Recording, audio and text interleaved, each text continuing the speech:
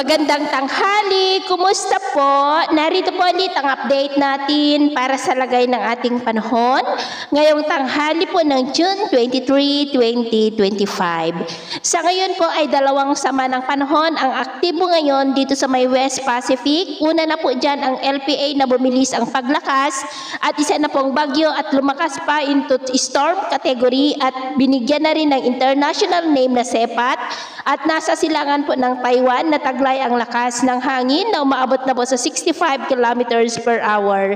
Hindi po yan banta dito sa ating bansa at kikilos po yan palapit sa may Japan. Habang may isa ulit na panibagong LPA na nabuo naman sa may West Philippine Sea at nasa layo po ngayon ng 169 kilometer west ng Nasugbu sa may Batangas. Hindi naman po yan kikilos patungo dito sa ating bansa pero sa kasalukuyan ay nagdudulot na ng maulap na kalangitan with isolated rains kasabay ng habagat sa malaking bahagi po ng ating bansa at sa lagay ng ating panahon.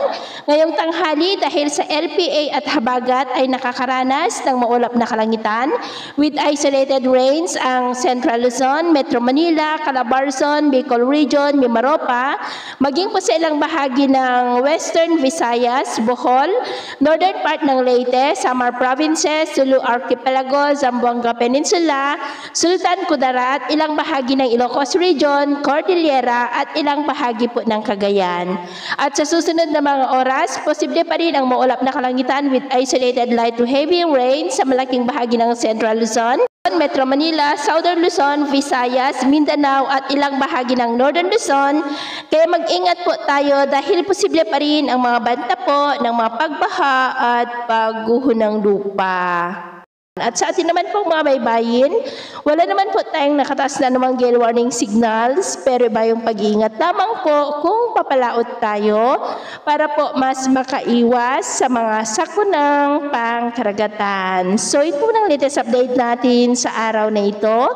At ako po muli si James na nagsasabing sa kahit anong pagsubok po na darating sa ating buhay, huwag na huwag po tayong mawawalan ng pag-asa. Thank you and God bless!